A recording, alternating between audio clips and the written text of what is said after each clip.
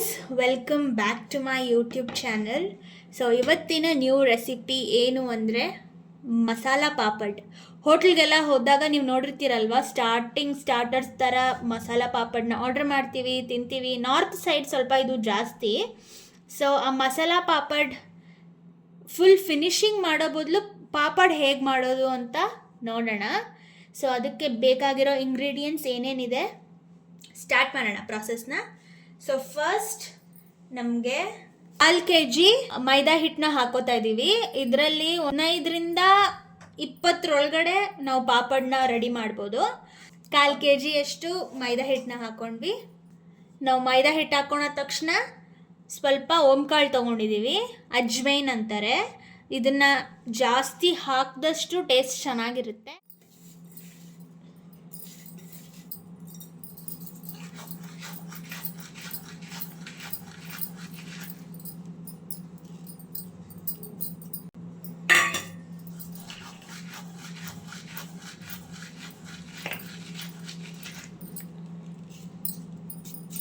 So ನೀವು ನೋಡಿದ್ರಲ್ಲ ನಾವು ಹೇಗೆ ತಿಕ್ಕಿ ಹಾಕಿದ್ವಿ ಅಂತ. ಆ ಥರ ತಿಕ್ಕಿ ಹಾಕಿದಾಗ ಸ್ಮೆಲ್ ಚೆನ್ನಾಗಿ ಬರುತ್ತೆ, ಟೇಸ್ಟ್ ಫ್ಲೇವರ್ ಕೂಡ ಚೆನ್ನಾಗಿ ಬರುತ್ತೆ. ಸ್ವಲ್ಪ ರುಚಿಗೆ ತಕ್ಕಷ್ಟು ಉಪ್ಪು. ಸೊ ಇದನ್ನು ಈಗ ನಾರ್ಮಲ್ ಚಪಾತಿ ಹಿಟ್ಟು ಹೇಗೆ ಕಲಿಸ್ಕೊತೀವಿ ಆ ಥರ ನಾರ್ಮಲ್ ಆಗಿ ಕಲಿಸ್ಕೊಳ್ಳೋಣ.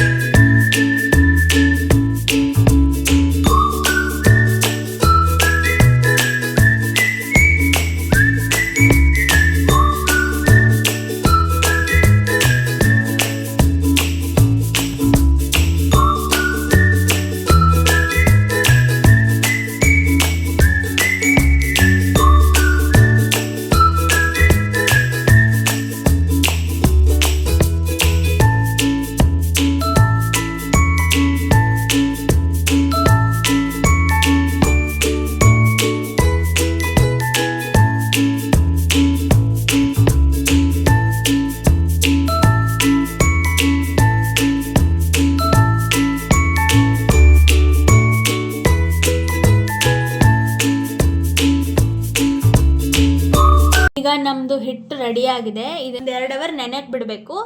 ಅದಾದ ತಕ್ಷಣ ನಮ್ಮ ಪಾಪಡ್ನ ಮಾಡೋಕ್ಕೆ ಸ್ಟಾರ್ಟ್ ಮಾಡೋಣ. ಬಂದಿತ್ತು, ನಾವೆಲ್ಲ ಚಿಕ್ಕ ಉಂಡೆಗಳು ಮಾಡಿ ಇಟ್ಕೊಂಡಿದ್ದೀವಿ. ಈಗ ಮಸಾಲ ಪಾಪಡ್ ಮಾಡೋ ಟೈಮ್.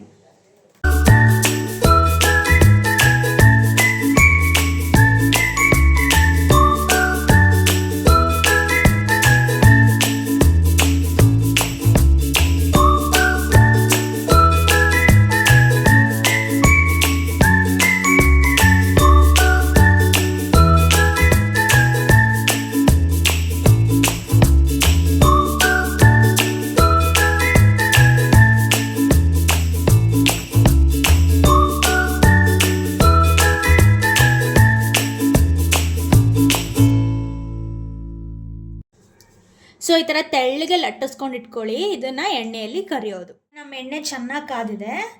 ಇವಾಗ ಒಂದೊಂದೇ ಮಸಾಲ ಪಾಪಡ್ ರೆಡಿ ಮಾಡೋಣ.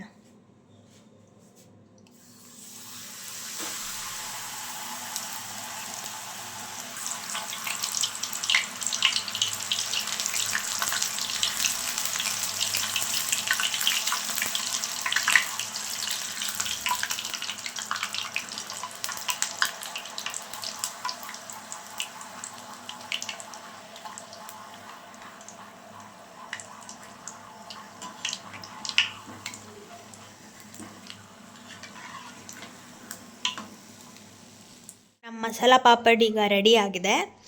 ಇದು ಕ್ರಿಸ್ಪಿಯಾಗಿ ಸಕ್ಕತ್ತಾಗಿ ಬಂದಿದೆ. ನೀವು ಇದೇ ಥರ ಮಾಡಿ. ನಾವು ಆಯಿಲಲ್ಲಿ ಇದನ್ನು ಫ್ರೈ ಮಾಡ್ಕೋಬೇಕಾದ್ರೆ ಇದು ಪುರಿ ಥರ ಉಬ್ಬಬಾರ್ದು, ಇದೇ ಥರ ಹಪ್ಪಳ ಥರ ಆಗಬೇಕು. ಅಂದರೆ ನಮ್ಮ ಮಸಾಲ ಪಾಪಡ್ ಮಾಡೋಕ್ಕೆ ಚೆನ್ನಾಗಿರುತ್ತೆ. ಸೊ ಇವಾಗ ಈ ಪಾಪಡ್ ಮಾಡಿದ್ದನ್ನ ನೋಡಿದ್ರಿ.